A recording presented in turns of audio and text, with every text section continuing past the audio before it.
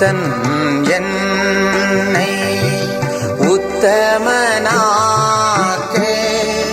சித்தம் கொண்டீரன் ஏசையா.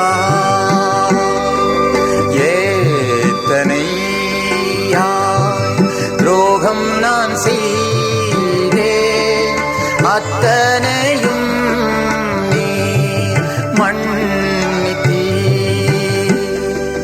ரத்தம் சிந்த வைத்தேனே நான், அத்தனையும் என் பாவமல்லோ. கர்த்தனேயோ அன்பு கீழா நீத்தம் செய்வேன் சேவையே. ரத்தம் சிந்த வைத்தேனே நான், அத்தனையும் நீ பாவமல்லோ. கர்த்தனேயோ அன்பு கீழா நீத்தம் செய்வேன் சேவையே. கர்த்தருக்குள் அன்பானவர்களே, அனுதினமும் கிறிஸ்துவுடன் தியான வேலைக்கு உங்களை அன்புடன் அழைக்கிறோம். இன்றைய தியானத்திற்கான வேத வாசிப்பு 1 ராஜாக்கள் 12ஆம் அதிகாரம் வசனங்கள் 28 முதல் 33 வரை. தியானத்திற்கான தலைப்பு தொடரும் பழைய பாவம். இந்த காரியம் பாவமாயிற்று. 1 ராஜாக்கள் 12:30. நமது ரட்சிப்புக்கு முன்பு நம்மை பிடித்திருந்த பாவங்கள் லெகுவாக நம்மை விட்டு ஓடிவிடுவதில்லை என்பதை நமது அனுபவத்தில் கண்டிருக்கலாம். எதை விட்டுவிட எண்ணுகிறோமோ அதுவே நம்மை தொடர்ந்து பிடிக்கும். ஆனால் நம்மை மீட்டவர் நாம் சரிந்து போக விடமாட்டார். ஆனால் நாம் அவரை பற்றி கொண்டு கீழ்ப்படிந்திருக்க வேண்டுமே. இஸ்ரவேலருக்கு முக்கியமாக 3 பண்டிகைகள் உண்டு. லேவியராகமம் 23ஆம் அதிகாரம்.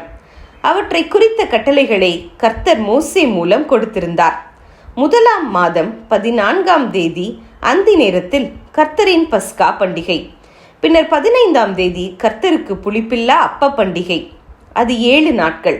அறுப்பின் பின்னர் அசைவாட்டும் போஜன பலி 50ஆம் நாள். 7ஆம் மாதம் 1ஆம் திகதி எக்கால சத்தத்தால் ஞாபக பண்டிகை. அதே 7ஆம் மாதம் 10ஆம் தேதி பாவ நிவர்த்தி செய்கின்ற தகன பலி. அதே 7ஆம் மாதம் 15ஆம் தேதி முதல் 7 நாட்கள் கூடார பண்டிகை. அதைத் தொடர்ந்து 8ஆம் நாள் சபை கூடும் நாள். 23:36. சகலமும் முடிய சாலமோன் 7ஆம் மாதம் 23ஆம் தேதியில் தங்கள் கூடாரங்களுக்கு போகும்படி ஜனங்களை அனுப்பிவிட்டான். 2 நாளாகமம் 7:10. இப்படி இருக்க யெரொபெயாம் செய்தது என்ன? பண்டிகைகளுக்கென்று ஜனங்கள் எப்பிராயிமிலிருந்து எருசலேமில் உள்ள ஆலயத்துக்கு பலி செலுத்த போனால் அவர்களின் இருதயம் யூதா பக்கம் திரும்பிவிடும். பின்னர் அவர்கள் தன்னை கொன்று போடுவார்கள் என்று பயந்து யோசனை பண்ணி தன் சுய புத்தியில் பொன்னினால் 2 கன்றுக்குட்டிகளை உண்டாக்கி ஜனத்தாரிடம், இதோ எகிப்திலிருந்து உங்களை வரப்பண்ணின உங்கள் தேவர்கள் என்று சொல்லி பெத்தேலிலும் தானிலும் அதை ஸ்தாபித்தான். அத்துடன் கோவிலை கட்டி லேவி புத்திரர் அல்லாத ஜனத்தில் ஈனமானவர்களை ஆசாரியராக்கினான்.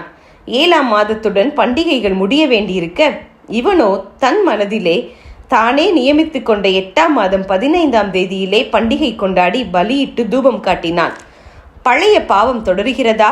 சீனாய் அடிவாரத்திலே ஒரு பொன் கன்றுக்குட்டி. இங்கேயும் அதே கன்றுக்குட்டி. சவுல் பலி செலுத்த அவசரப்பட்டு ராஜ்யத்தை இழந்தான். இங்கேயும் அதே கீழ்ப்படியாமை யெரொபெயாமை துரத்துகிறது. தெய்வ பிள்ளையே, நாம் மீட்கப்பட்ட கிருபையின் நாட்களை ஒருபோதும் மறந்து போகக்கூடாது. தினமும் அதை நினைத்து கர்த்தரை துதிக்க வேண்டும். நமது பழைய பாவத்தை கர்த்தர் நினையாதிருந்தாலும் சத்ரு அதை நினைவுபடுத்தி சமயம் பார்த்து அதே பாவத்திலே தானே நம்மை வீழ்த்தி போட வகை பார்ப்பான். பழையன எதுவும் நம்மை தொடர்ந்து பிடிக்காதபடி தேவனுக்கு கீழ்ப்படிந்து நடப்பதில் நாம் எச்சரிக்கையாய் இருப்போம். ஜெபம் செய்வோமா?